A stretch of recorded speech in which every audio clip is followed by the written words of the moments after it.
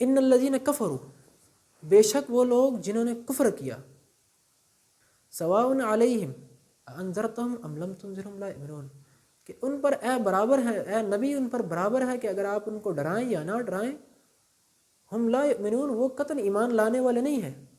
جن لوگوں نے اللہ کی آیات کا کفر کیا، انکار کیا، اے نبی برابر ہے ان کے اوپر، اگر آپ ان کو ڈرائیں یا نہ ڈرائیں ان پر کوئی اثر نہیں پڑنے والا۔ ہم لا یؤمنون، وہ قطعاً ایمان لانے والے نہیں ہیں۔ تو اس سے ایک آپ کو کیا مطلب ملا کہ جو لوگ کفر کے اندر ہیں، سرکشی کے اندر ڈوبے ہیں، ان پر وقت ضائع کرنے کی ضرورت نہیں ہے۔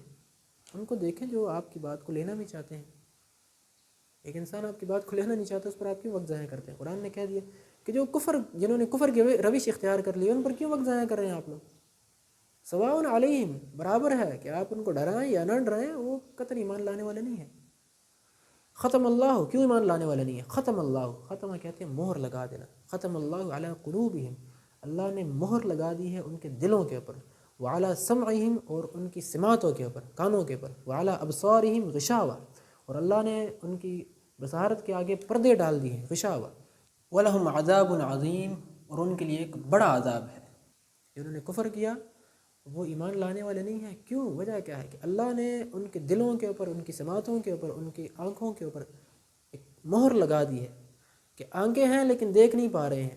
ابو جہل کی آنکھیں تھی، دیکھ رہا تھا محمد صلی اللہ علیہ وسلم سچے ہیں، خود مانتا تھا کہ اللہ کے یہ محمد ہے صلی اللہ علیہ وسلم، یہ ہمارے درمیان سچ جو بات کہتے ہیں حق ہے، لیکن ہم ان کو کیوں نہیں مانیں گے؟ کیونکہ ہمارے قبیلہ ہے، ہم جو ہے یہ بنی ہاشم سے ہیں، برسوں سے ہمارے درمیان ایک مقابلہ چلتا آیا ہے کہ ہم نے حاجیوں کو پانی پلایا، انہوں نے بھی حاجیوں کو پانی پلایا، ہم کعبہ کے متوالی رہے، یہ بھی متوالی رہے، ہم نے یہاں پہ لوگوں کی خدمتیں کی، انہوں نے بھی خدمتیں کی، ہم بالکل دونوں عروج کے پر جا رہے تھے۔ اب ایک وقت آ گیا کہ بنی ہاشم کا خاندان کا ایک لڑکا اٹھ کے کہتا ہے کہ میں پیغمبر ہوں۔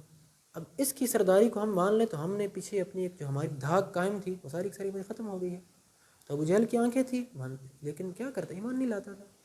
ابو جہل کی جو ہے سماعت بھی تھی، سنتا بھی تھا، اللہ کے رسول کا قرآن سنتا تھا، ابو سفیان بھی سنتا تھا، وہ حدیث آپ کو ملتی ہے، ابو سفیان اور یہ تین مشرکین مکہ جو ہے رات کو چھپ چھپ کے قرآن سنتے، اور جب صبح واپسی رستے پہ ہوتے تینوں اکٹھے ایک دوسرے کو مل جاتے، پھر ایک دوسرے کو ملامت کرتے، یہ تم نے کیا کیا، یہ تم نے کیا کیا۔ سنتے بھی تھے قرآن، سنتے بھی تھے، سارا کچھ تھا، دیکھتے بھی تھے، لیکن اللہ نے ان کے باوجود ان کے دلوں کے اوپر مہر لگا دی ہے۔ نبی صلی اللہ علیہ وسلم کا چچا ابو لہب، نبی صلی اللہ علیہ وسلم کا اپنا چچا تھا، خونی رشتہ تھا، لیکن پھر بھی ایمان نہیں لا سکا، مہر لگا دی، ختم اللہ علی قلوبہم، اللہ نے مہر لگا دی۔ ابو جہل ایک بہت بڑا مدبر انسان تھا، اللہ کے رسول نے دعا مانگی ہے کہ یا اللہ دو عمرین، مطلب عمر فاروق یا عمر بن حشام، عمر بن عبد الخطاب یا عمر بن حشام، ان دونوں کے ذریعے ان دونوں میں سے کسی ایک کے ذریعے دین کی نصرت فرما۔ نبی صلی اللہ علیہ وسلم ابو جہل کے بارے میں دعا مانگی ہے، مطلب ابو جہل کے اندر کچھ صلاحیتیں تھیں، اس لیے دعا مانگی گئی ہے نا۔ ابو جہل ایک باصلاحیت انسان تھا۔ عمر بن عبد الخطاب کے حوالے سے نبی صلی اللہ علیہ وسلم دعا مانگی ہے، پہلے یہ بھی جو ہے اسلام کے منکر تھے، نبی صلی اللہ علیہ وسلم نے ان دونوں کے لیے دعا مانگی ہے، ان دونوں میں سے کسی ایک کو ہدایت دے اور اس کے ذریعے سے اسلام کی نصرت فرمائے۔ تو اللہ نے کس کا انتخاب کیا؟ عمر فاروق کا انتخاب کیا۔